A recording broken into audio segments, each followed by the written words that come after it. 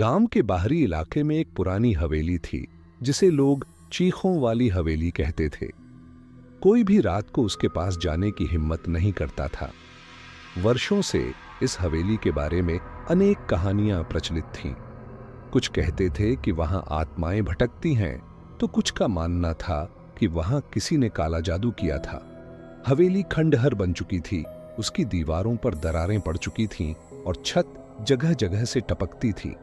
हवेली का मुख्य द्वार इतना बड़ा था कि उसमें से हाथी भी गुजर सकता था, लेकिन अब जर्जर हो चुका था। चारों ओर घने पेड़ थे जिनकी शाखाएं हवेली के चारों ओर फैली थीं, मानो उसे अपनी गिरफ्त में लिए हुए थीं। रात के अंधेरे में हवेली किसी दैत्य की तरह लगती थी। हवेली के चारों ओर रहस्यमयी सन्नाटा पसरा रहता था, मानो समय वहां ठहर गया हो। एक दिन शहर से आए एक युवा पत्रकार विक्रम ने इस हवेली के रहस्य को सुलझाने का निश्चय किया। वह अपने कैमरे और नोटबुक के साथ हवेली की ओर बढ़ा, अनजान इस बात से कि उसके जीवन की सबसे भयानक रात उसकी प्रतीक्षा कर रही थी। हवेली की ओर बढ़ते हुए उसे महसूस हुआ कि चारों ओर अजीब सी सिहरन थी। पेड़ पौधे भी जैसे हवेली के डर से ठिठक गए थे। रास्ते में उसे कुछ बूढ़े ग्रामीण मिले जिन्होंने उसे सावधान रहने की सलाह दी। बेटा, रात के समय वहां मत जाना, एक वृद्ध ने कांपती आवाज में कहा। जो वहां गया वह वापस नहीं लौटा। विक्रम मुस्कुराया। अंधविश्वास को तोड़ने के लिए ही तो मैं यहां आया हूं। रात का समय था। हवेली के चारों ओर अंधेरा फैला था और ठंडी हवा चल रही थी। विक्रम ने अपने हाथ में टॉर्च थामी और दरवाजे की ओर बढ़ा। दरवाजा हल्की सी धक्का देने से ही खुल गया, मानो कोई उसका इंतजार कर रहा हो। अंदर घुसते ही हवेली की दीवारों पर लगी पुरानी पेंटिंग्स ने उसे भयभीत कर दिया। हवा में एक अजीब सी दुर्गंध थी। जैसे ही उसने पहला कदम बढ़ाया, सीढ़ियों पर किसी के चलने की आवाज आई। विक्रम रुका, सांस थामी और आवाज की दिशा में देखा। वहां कोई नहीं था। जैसे ही विक्रम ने आगे कदम बढ़ाया, एक कोने से हल्की रोशनी चमकी। उसने धीरे धीरे कदम बढ़ाते हुए उस कमरे में झांका। कमरे में एक पुरानी अलमारी थी जो हल्के हल्के हिल रही थी।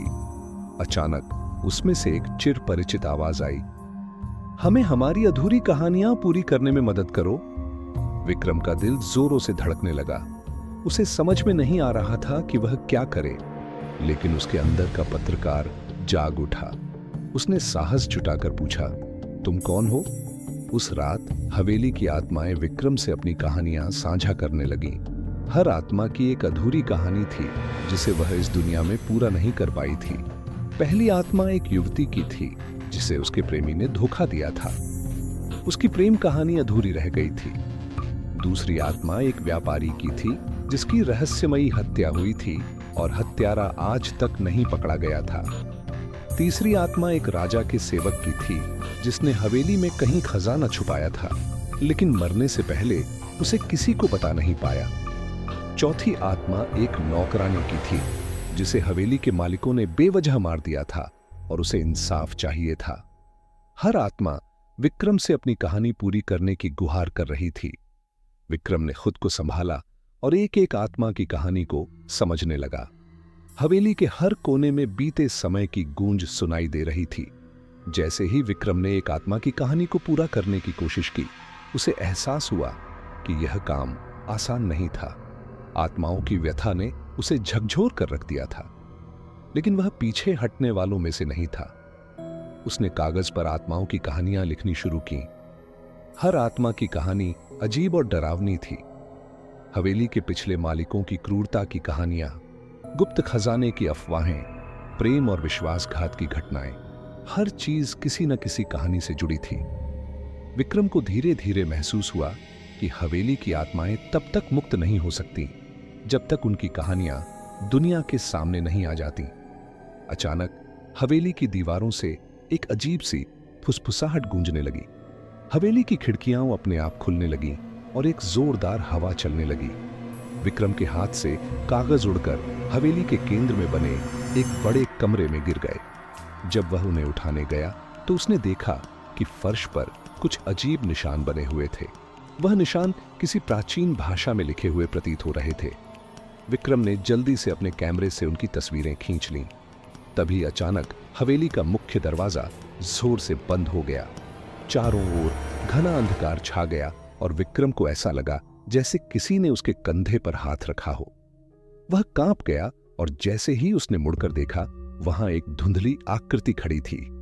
वह आकृति धीरे धीरे स्पष्ट होने लगी। यह हवेली के पुराने मालिक की आत्मा थी।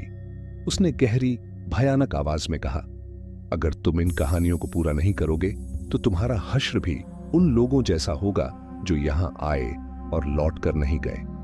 विक्रम के सामने अब दो ही रास्ते थे, या तो वह इन कहानियों को पूरा करे या फिर वह भी हमेशा के लिए इस हवेली का हिस्सा बन जाए।